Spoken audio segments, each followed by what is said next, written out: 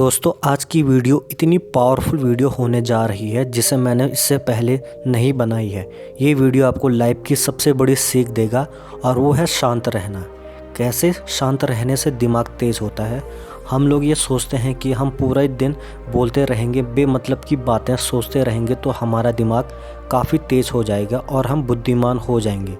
लेकिन बुद्धि का विकास कैसे होता है आज आप ये वीडियो देखकर समझ लोगे। आर्कटिक क्षेत्र में एस्किमो नाम की एक प्रजाति रहती है, जहां एक बार एक साइंटिस्ट उस प्रजाति के बीच रिसर्च करने के लिए गया। इस प्रजाति के लोगों की आदत थी कि वे बहुत ही कम बात किया करते थे। वो दिन भर में मुश्किल से कुछ ही शब्द बोला करते थे।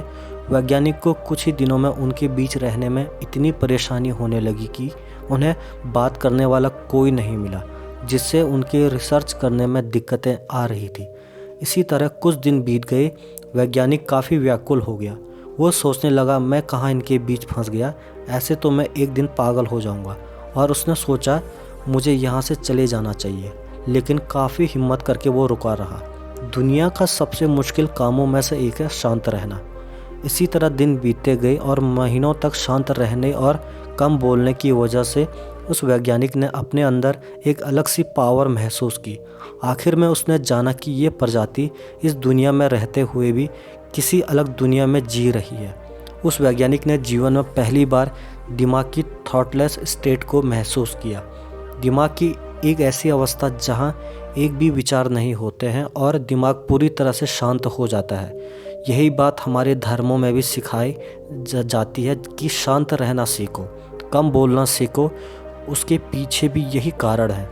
जब हम कम बोलते हैं या हमारे दिमाग में फालतू विचार कम आते हैं तो हमारे दिमाग की जो बेवजह बोलने और सोचने में पावर व्यर्थ होती है वो कम खर्च होनी शुरू होती है। और जब हम फालतू चीज़ों में पावर कम खर्च करते हैं तो हमारी एनर्जी बचती है और हमारा फोकस बढ़ता है और बुद्धि का विकास होता है। स्वामी विवेकानंद जी का एक दिन में 700 पेज की किताब पढ़ लेना और याद कर लेना, ये सारी शक्ति उन्हें कहाँ से मिलती होगी। शांत रहने से हमारी बुद्धि का नेक्स्ट लेवल पर विकास होता है। याद रखना, जितने भी महापुरुष बनते हैं वो अपनी गलत दिशा में बह रही एनर्जी को बर्बाद होने से रोकते हैं और फिर वही एनर्जी सही दिशा में ट्रांसफॉर्म होकर उन्हें जीवन को बदल देती है। वे साधारण से असाधारण बन जाते हैं। इसीलिए हर दिन कुछ देर शांत रहना और अकेले रहना शुरू करें और कम बोलना शुरू करें। अगर आपको सीखना ही है तो गौतम बुद्ध से सीखो, कैसे इतने सालों की तपस्या के बाद उन्हें ज्ञान प्राप्त हुआ।